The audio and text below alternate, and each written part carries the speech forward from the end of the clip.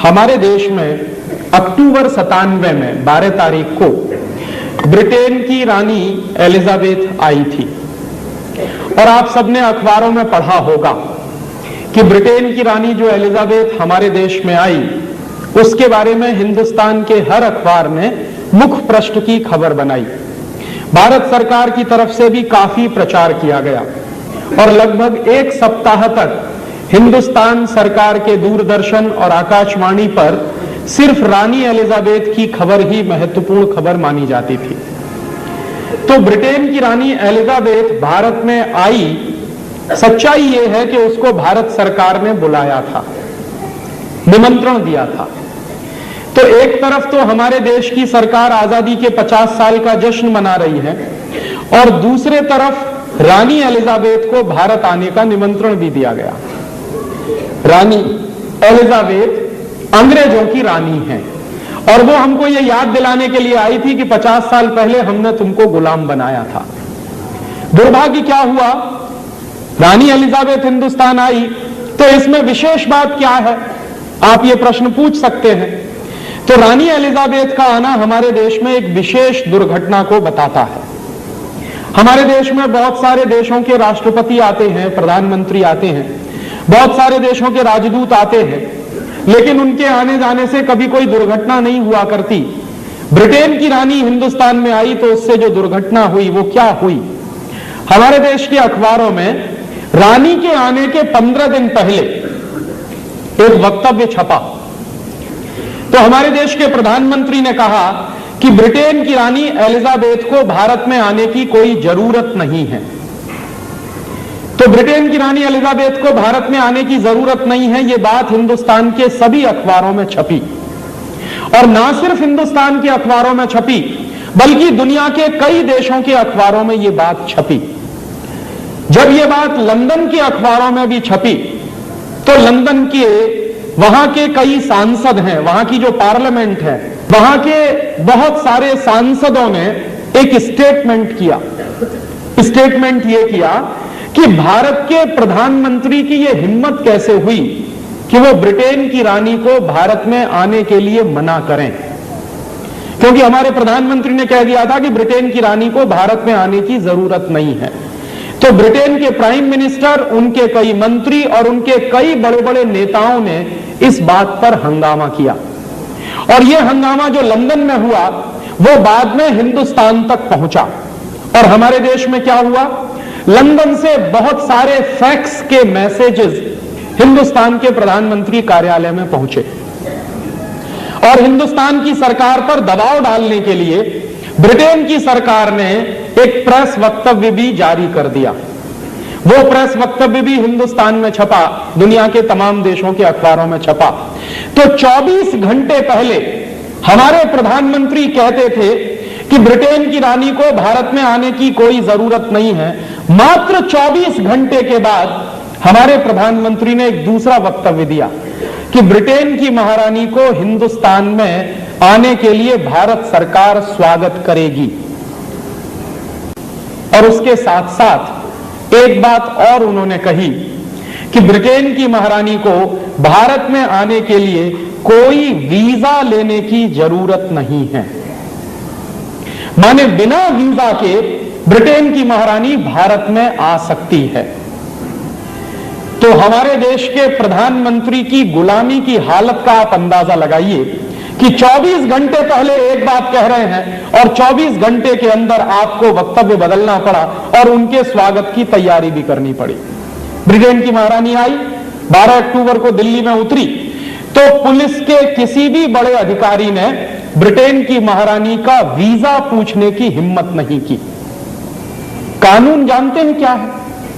कानून यह है कि आप दुनिया के किसी भी देश में बिना वीजा के जा नहीं सकते और अगर आप कभी गलती से अमेरिका जाएं और आपके पास वीजा ना हो तो दो ही बातें होंगी आपके साथ, या तो अमेरिका की जेल में पकड़कर आपको बंद कर दिया जाएगा या किसी हवाई जहाज से वापस आपको हिंदुस्तान भेज दिया जाएगा।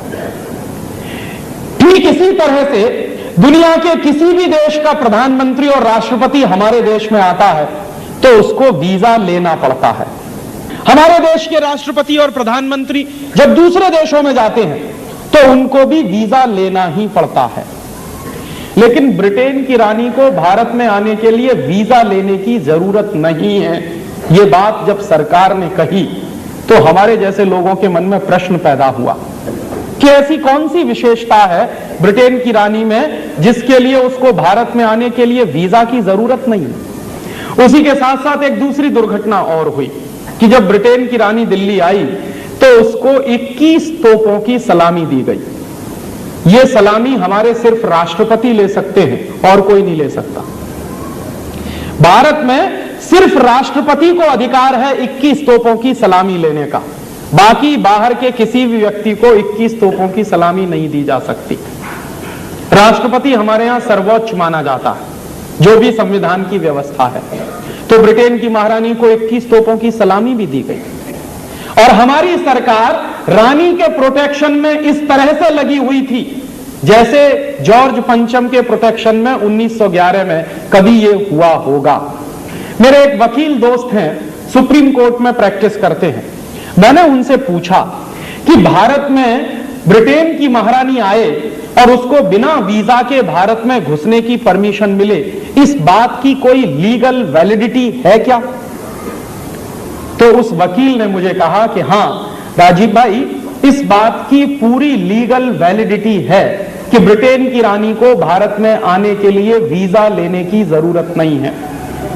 तो मैंने उन वकील से कहा कि यह सिर्फ एक स्थिति में होता, ऐसी लीगल वैलिडिटी एक ही स्थिति में होती है, और वह स्थिति क्या होती है कि मान लीजिए आप जब हिंदुस्तान से अमेरिका जाएं या इंग्लैंड जाएं या फ्रांस जाएं या किसी भी देश में जाएं और वापस अपने देश में लौटें तो आपको वीजा नहीं पूछा जाएगा, आपका पासपोर्ट भी चेक नहीं किया। क्यों? क्योंकि आप अपने ही देश में वापस लौट रहे हैं।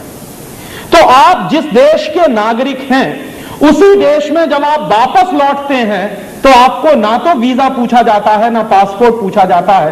तो मैंने मेरे वकील दोस्त से कहा कि ब्रिटेन की रानी को अगर वीजा नहीं पूछा गया, पासपोर्ट नहीं पूछा गया, तो मैं ये मानूं क्या कि ब्रिटेन की महारानी हिंदुस्तान की नागरिक है? तो उन्होंने कहा कि हां ऐसा है। तो मेरे तो होश उड़ गए। मैंने कहा आप क्या कह रहे हैं? उन्होंने कहा मैं बिल्कुल ठीक कह रहा हूं। तो मैंने कहा कि अगर ब्रिटेन की महारानी हिंदुस्तान की नागरिक है और इस बात की लीगल वैलिडिटी है तो हमारी आजादी का मतलब क्या है?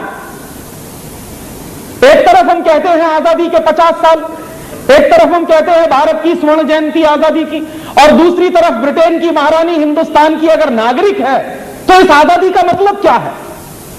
तो उन्होंने कहा कि तुम लोगों को शायद मालूम नहीं है कि हमें आजादी नहीं मिल पाई है अभी तक। तो मैंने कहा कि आप क्या कह रहे हैं? तो उन्होंने कहा कि मैं सच कह रहा हूं, एक कानून है, उसको अगर तुम पढ़ोगे तो तुमको समझ में आएगा कि भारत अभी तक आजाद नहीं हुआ है।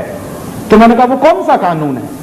तब उन्होंने मुझे बताया कि 1947 के साल में एक कानून बना था जिसका नाम है इंडियन इंडिपेंडेंस एक्ट, और यह कानून बना था 4 जुलाई 1947 को, माने 15 अगस्त से लगभग 10-15 दिन पहले।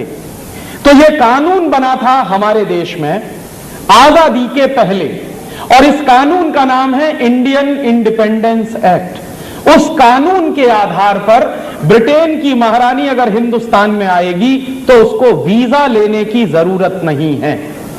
तो मैंने कहा कि वो कानून आप मुझे दे सकते हैं पढ़ने के लिए? तो उन्होंने कहा मेरे पास तो उसकी कॉपी नहीं है। तो मैंने कहा कहां से मिलेगी? तो उन्होंने कहा कोशिश करो भारत की संसद की लाइब्रेरी में मिल जाए, तुमको पार्लियामेंट की लाइब्रेरी में मिल जाए। हम लोगों ने बहुत कोशिश की, नहीं मिल पाई। फिर दूसरी एक कोशिश की तो उसमें थोड़ी सफलता मिली। उस कानून की फोटोकॉपी लंदन से आई, लंदन के हाउस ऑफ कॉमन्स की लाइब्रेरी में पड़ी हुई है। तो वहां से वो कॉपी आई और सबसे पहले हम लोगों ने वो कानून को पढ़ने की कोशिश की। तो उसमें लिखा हुआ है, पूरे कानून की बातें 70-80 पन्नों में हैं, लेकिन कानून के प्रियम्बल में बहुत साफ साफ लिखा हुआ है। एक वाक्य लिखा है, 4 जुलाई 1947 को पारित हुए इंडियन इंडिपेंडेंस एक्ट में। और यह कानून पारित क्यों किया गया है? भारत की आजादी के लिए यह कानून पारित किया गया ब्रिटेन की पार्लियामेंट में।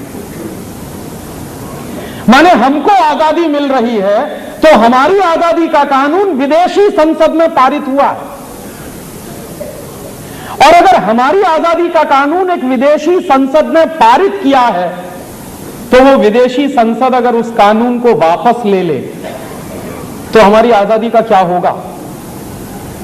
क्योंकि जो संसद कानून पारित करती है वही संसद उस कानून को वापस भी ले सकती।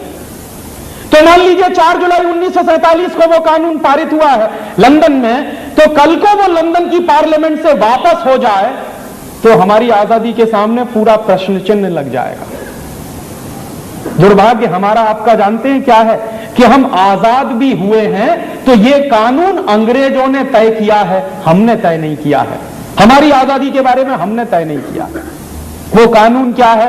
4 जुलाई 1947 को लंदन की पार्लियामेंट में जो कानून पारित हुआ है उसके प्रियम्बुल में एक वाक्य लिखा हुआ है। उस वाक्य का अंग्रेजी में क्या भाषांतर है? After 15th August 1947 India and Pakistan will be 2 dominion states. 15 अगस्त 1947 के बाद भारत और पाकिस्तान 2 डोमिनियन स्टेट्स बनेंगे। डोमिनियन स्टेट्स का माने क्या होता? दुनिया के किसी भी देश की डिक्शनरी में आप डोमिनियन स्टेट्स का मतलब ढूंढिए तो उसका एक ही मतलब होता है।